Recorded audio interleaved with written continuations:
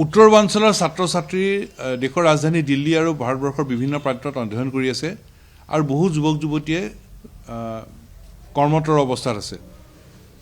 কিন্তু আজি আমি বহু বছৰ ধৰি দেখি আছোঁ যে উত্তৰবাঞ্চলৰ ছাত্ৰ-ছাত্ৰীসকলক দেশৰ ৰাজধানী দিল্লী আৰু বিভিন্ন প্ৰান্তত আতিশয্য চলোৱা হয়, চাইনিজ কোৱা হয়, চাংকি বুলি কোৱা হয়, চিংকি বুলি কোৱা হয়। আৰু এই আতিশয্য বন্ধ কৰিবৰ কাৰণে আৰু উত্তৰবাঞ্চলৰ ছাত্ৰ-ছাত্ৰীসকলক দেশৰ ৰাজধানীকে ধৰি দেশৰ বিভিন্ন প্ৰান্তত নিৰাপত্তা সুৰক্ষিত কৰিবৰ কাৰণে উত্তৰবাঞ্চল ছাত্ৰ সংগঠন নেচুৱে আমি দাবী জনাই আছোঁ। এই বিষয়ে প্ৰতিবাদৰ কাৰ্যসূচী ওলোৱা হৈছিল আৰু সময়ে সময়ে প্ৰতিবাদ হয়, অলপ ৰয়, আকৌ এই দুৰ্ব্যৱহাৰ আৰম্ভ হয়। আৰু এতিয়া শেহতীয়াকৈ আমি দেখিলোঁ যে ত্ৰিপুৰাৰ এঞ্জেল চাকমা নামৰ আমাৰ ছাত্ৰজনে উত্তৰাখণ্ডৰ ডেৰাডুনত তেওঁক আক্ৰমণ কৰা হ'ল আৰু তেওঁ আমাৰ মাজৰ পৰা আঁতৰি গ'ল, তেওঁৰ মৃত্যু হ'ল। গতিকে এই ঘটনাক আমি উত্তৰবাঞ্চল ছাত্ৰ সংগঠনে আমি তীব্ৰ গৰিহণা দিছোঁ আৰু দোষীক ধৰি কঠোৰ দৃষ্টান্তমূলক শাস্তি দিবৰ কাৰণে আমি দাবী জনাইছোঁ।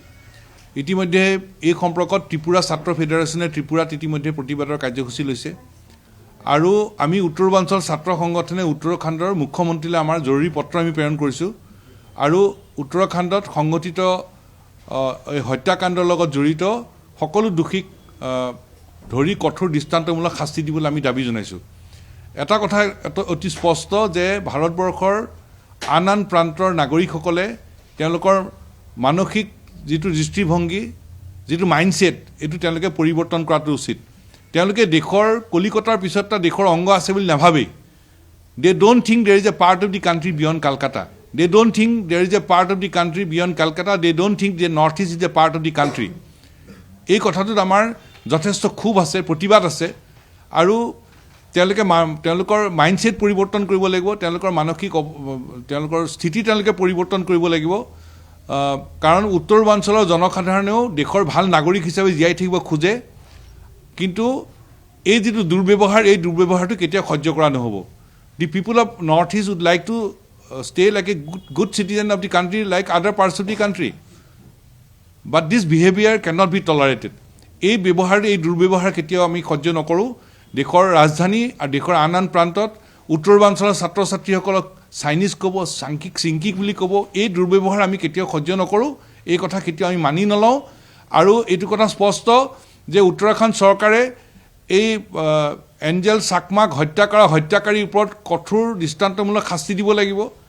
কেন্দ্ৰীয় চৰকাৰে এই ক্ষেত্ৰত হস্তক্ষেপ কৰিব লাগিব।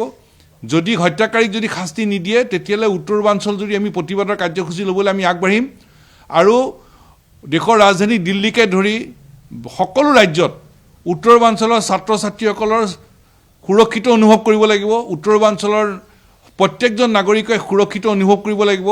এই ক্ষেত্ৰত কেন্দ্ৰীয় চৰকাৰৰ লগতে উত্তৰবাঞ্চলৰ সকলো ৰাজ্যই এই ক্ষেত্ৰত ফলপ্ৰসূ ব্যৱস্থা ল'বই লাগিব আৰু এই ক্ষেত্ৰত উত্তৰবাঞ্চলৰ 7খন ৰাজ্যৰ চৰকাৰ, 7খন ৰাজ্যৰ সন্মানীয় মুখ্যমন্ত্ৰীসকলকো এই ক্ষেত্ৰত বলিষ্ঠ পদক্ষেপ ল'বলৈ আমি দাবী কৰিছোঁ।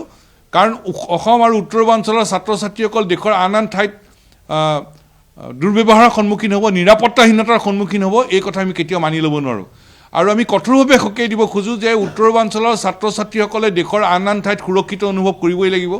তেওঁলোকৰ নিৰাপত্তা নিশ্চিত হ'ব লাগিব, তেওঁলোকক কৰা দুৰ্ব্যৱহাৰ বন্ধ হ'ব লাগিব আৰু এই ক্ষেত্ৰত সংশ্লিষ্ট চৰকাৰসমূহে, কেন্দ্ৰীয় চৰকাৰে যদি ব্যৱস্থা নলয়, ইয়াৰ বিৰুদ্ধে উত্তৰবাঞ্চল যদি প্ৰতিবাদ হ'ব, প্ৰতিবাদ হৈছিল, প্ৰতিবাদ হৈছে আৰু প্ৰতিবাদ হ'ব আৰু উত্তৰবাঞ্চলৰ 7খন ৰাজ্যৰ সন্মানীয় মুখ্যমন্ত্ৰীসকলক, চৰকাৰসমূহক এই ক্ষেত্ৰত ফলপ্ৰসূ ব্যৱস্থা ল'বৰ কাৰণে আমি দাবী জনাইছোঁ।